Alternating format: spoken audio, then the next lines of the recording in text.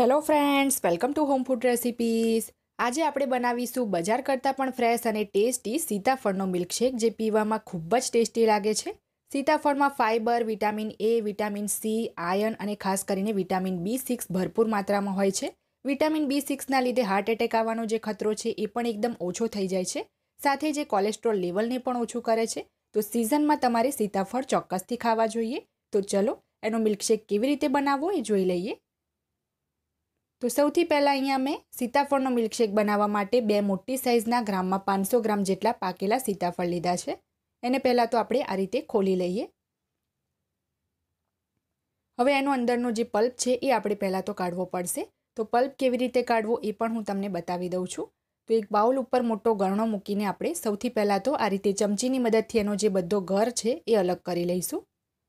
આ રીતે સરળતાથી એનો જે અંદરનો ગુદો છે, પલ્પ છે એ અલગ થઈ જાય છે। તો બંને સીતાફળમાંથી પહેલાં આપણે આ જ રીતે એનો જે પલ્પ છે એ બિયા સાથે જ અલગ કરી લેવાનો છે। તમે મિલ્કશેક બનાવતા હોય, રબડી બનાવતા હોય કે બાસુંદી બનાવતા હોય તો સીતાફળનો પલ્પ તમે એમાં જેટલો વધારે એડ કરશો એ વસ્તુ એટલી જ વધારે ટેસ્ટી બનશે। તો સારી એવી માત્રામાં એનો પલ્પ એડ કરવો ખૂબ જ જરૂરી છે। તો બંને સીતાફળમાંથી આ રીતે મેં પલ્પ જે છે એ ગર એનો અલગ કરી લીધો છે। હવે આપણે આ રીતે ચમચીની મદદથી દબાવતા રહીને ગરણીમાં એને ઘસતા રહેવાનું છે। તો ધીરે ધીરે બાઉલની નીચે જે પલ્પ છે એનો એ નીકળતો રહેશે।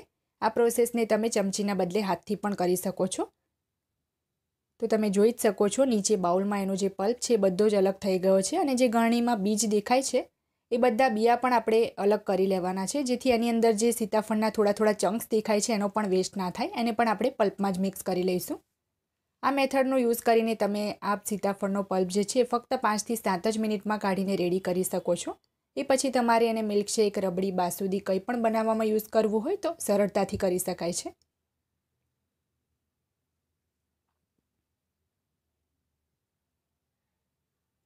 હવે મિલ્કશેક બનાવવા માટે અહીંયા મેં એક મોટું મિક્સર જાર લીધું છે। એમાં આપણે અત્યારે જે પલ્પ અલગ કર્યો હતો એ બધો જ એડ કરી દઈએ। 500 ગ્રામ સીતાફળમાંથી 1 કપ જેટલો, એટલે કે ગ્રામમાં 200 ગ્રામ જેટલો પલ્પ રેડી થયો છે।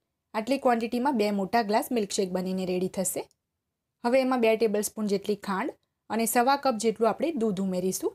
1 કપની ઉપર 1/4 કપ જેટલું અહીંયા ઠંડુ ફૂલ ફેટ મેં દૂધ એડ કર્યું છે। તો આ બધી જ વસ્તુને હવે આપણે બરાબર બ્લેન્ડ કરી લઈએ। અહીંયા મેં ત્રણેય વસ્તુને સરસ પીસી લીધી છે, બ્લેન્ડ કરી લીધી છે, પણ આ મિલ્કશેક અહીંયા મને કંઈક વધારે પડતો જ ગાঢ়ો લાગે છે। જો તમને આટલો ગાઢો મિલ્કશેક પસંદ હોય તો તમે એમાં થોડું દૂધ નહીં પણ ઉમેરો તો પણ ચાલશે। અહીંયા હું 1/4 કપ જેટલું દૂધ એમાં 1/2 કપ જેટલું બીજું ઉમેરું છું। ટોટલ 200 ગ્રામ પલ્પમાં આપણે 1.5 કપ જેટલું, એટલે કે 300 ml જેટલું દૂધ ઉમેર્યું છે। તો ફરીથી અહીંયા બધી જ વસ્તુને સરસ મેં બ્લેન્ડ કરી લીધી છે, અને હવે તમે જોઈ શકો છો આપણો એકદમ ગાઢો મિલ્કશેક સીતાફળનો રેડી થઈ ગયો છે। તો એને હવે ગ્લાસમાં આપણે સર્વ કરી લઈએ। આ સીતાફળના મિલ્કશેકમાં કાજુ, બદામ, ઇલાયચી કોઈનો પણ ફ્લેવર સારો નહીં લાગે। તમે એને નેચરલ ફ્લેવરમાં બનાવશો તો જ એનો ટેસ્ટ બેટર આવશે। કંઈ પણ એમાં ઉમેરવાનું નથી। બિલકુલ બજાર જેવો જ ટેસ્ટી મિલ્કશેક રેડી થયો છે। હવે ઉપરથી આપણે એને થોડા સીતાફળના પલ્પથી ગાર્નિશ કરી લઈએ। આ મેં એક્સ્ટ્રા એક મીડિયમ સાઇઝનું સીતાફળ લઈને એનો પલ્પ અલગ કરીને લીધો છે। આનાથી જ્યારે મિલ્કશેક પીતી વખતે થોડા થોડા ચંક્સ મોઢામાં આવશે તો મિલ્કશેક વધારે ટેસ્ટી લાગશે।